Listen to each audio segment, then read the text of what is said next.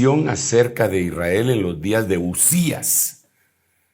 O sea, él tuvo una visión. Y dice rey de Judá y en los días de Jeroboam, hijo de Joás, rey de Israel. Entonces dice, fíjate, hace la reverencia, 2 años antes del terremoto. O sea, no fechaban con fechas, fechaban con acontecimientos, como lo hemos dicho siempre. Y uno de los acontecimientos señales era terremoto. 2 años él tuvo esta visión, 2 años antes él tuvo esta visión, pero hace referencia del terremoto.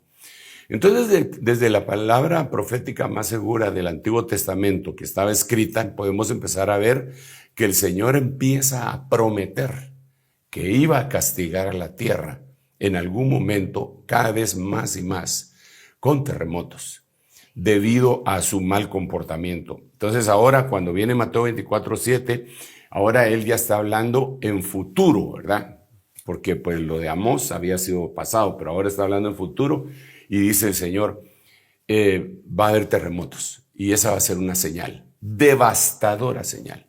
De hecho, nosotros hemos visto en lo que va de este año terremotos de los más devastadores, en donde han sucedido también muchas cosas impresionantes.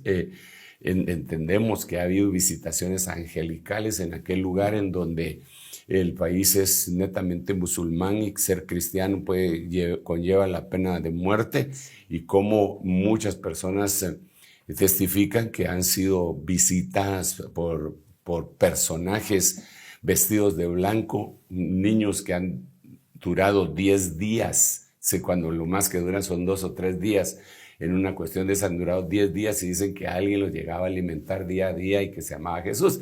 Entonces, sin lugar a dudas, Dios en medio de las necesidades también las utiliza para salvar gente, pero no deja de ser esto una señal que nos debería de estar interesando a todos nosotros, que gracias a Dios no hemos sido impactados por un terremoto de esa magnitud en los últimos días, y espero que nunca, porque ¿quién va a querer un terremoto? Sin embargo, la Biblia dice que va a existir.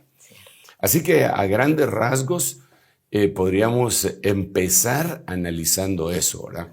La otra cosa es que el hombre pronostica, Dios profetiza, ¿verdad? El hombre pronostica. Mucha diferencia. Sí, hay una gran diferencia. El hombre pronostica en base a algunos elementos de juicio, historia, cálculos, etc. Dios no. Dios dice esto va a pasar y va a pasar.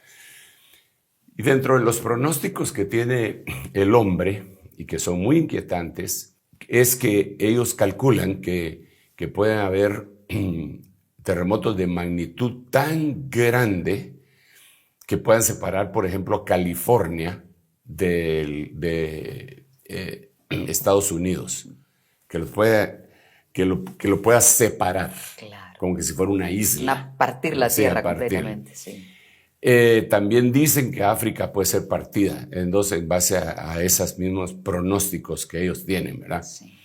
Y lo tienen investigado con sismógrafos, con especialistas en toda esta cuestión, y con la vulcanología que hay ahora, con todo eso lo tienen pronosticado. Sí. No saben cuándo, pero saben que podría ser. También entendemos que Dios dejó algunas alarmas entre los mismos animales, que pues no les dejó el razonamiento que le dejó a la raza humana, pero que por su instinto parece que se empiezan a inquietar algunos días antes de que pase un terremoto y otros pues horas antes, ¿verdad? Pero eso está comprobadísimo, como para advertencia, ¿verdad? Sí. Pero más que esas advertencias que hace esa parte de la creación, que Dios da permiso para que aprendamos de ello, porque dice, por ejemplo, mira a la hormiga, oh perezoso, y aprende.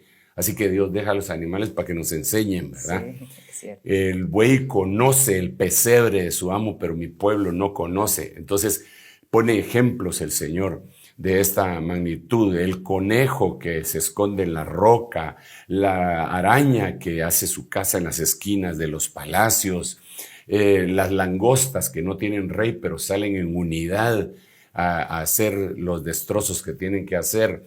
Y los animales nos enseñan, pero más que los animales, deberíamos de aprender de la palabra escrita, la palabra profética más segura. Cuando yo digo palabra profética, no lo hago a la manera como muchos de la cristiandad dicen. Dicen, recibí una palabra profética, pero lo que están queriendo decir es, recibí una profecía, Sí. que no es lo mismo una profecía que una palabra profética. ¿En qué se diferencia? La diferencia es que una profecía es, supongamos que yo tengo el don de la profecía y estamos platicando aquí contigo y de repente recibo una revelación y yo te doy una profecía en este momento y te doy el cita, así te dice el Señor. Pam, pam, esa se llama profecía. Palabra profética no.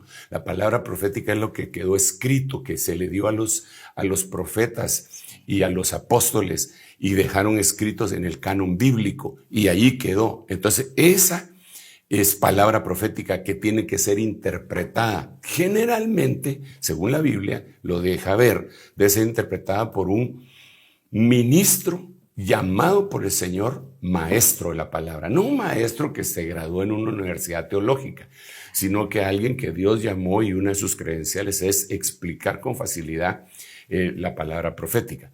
Entonces, volvamos otra vez al punto. La palabra profética deja bien claro que sí habrá terremotos de una magnitud tremenda. Pero, y sí pone, en la Biblia está previsto. Y digo previsto porque fue visto con anticipación. Sí. Está previsto que Babilonia se parte en 4. Y entonces aquí tenemos que preguntarnos qué es Babilonia. ¿Dónde está Babilonia? Bueno, Babilonia, tenemos que entender que existen 7 Babilonias, la espiritual, la Babilonia bélica, la Babilonia geográfica, la Babilonia religiosa, la Babilonia comercial, pero la Biblia lo que dice es que se parte en un terremoto y nos dice cuándo, nos dice qué fecha. Entonces esto podría traer tranquilidad a algún cristiano para decir, pero yo no voy a estar en esa fecha, ¿verdad? No voy a ir allá. pero hay que ver todo eso, ¿verdad? Sí, quizá si lo viéramos,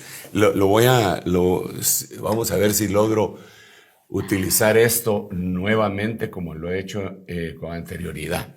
Nosotros tenemos que recordar, y este es un cuadrito que para nosotros es ya muy conocido, digamos que es un cuadrito, es una línea de tiempo que a mí me ayuda para poder expresar. Y he dicho que hay un periodo que se llama Gran Tribulación, que son 1260 días o 3 años y medio, ¿verdad?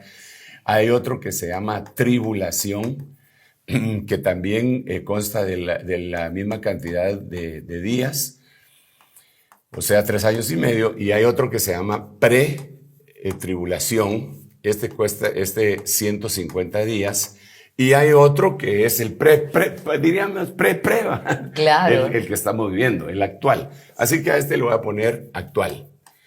Entonces, la Biblia nos narra, y ya lo vamos a leer en algún momento en Apocalipsis capítulo 16, que va a haber un terremoto, el peor de todos, en este periodo. La Gran Tribulación. En la Gran Tribulación. Para que esto llegue a suceder, aquí tuvo que haber habido un arrebatamiento de la iglesia. De tal cuenta que la iglesia no va a ver este terremoto, pero sí va a haber terremotos, claro, que son temibles. Luego vemos nosotros, siempre en el mismo libro de Apocalipsis, en el capítulo 11, que para la tribulación hay otro terremoto poderosísimo. Ya lo vamos a leer. Y por último, estos 150 días lo vemos en Apocalipsis capítulo 8 y aquí capítulo 6.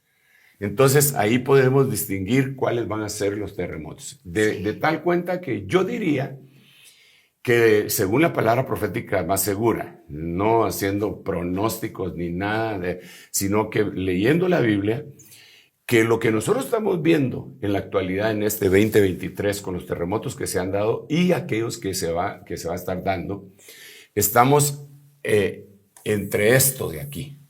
Yo diría más aquí, ¿verdad? porque aquí sí a la iglesia ya no tendría que estar, ¿verdad? Pero se van a ir incrementando. Entonces, esa sería la razón teológica, si le podemos llamar así, ¿verdad?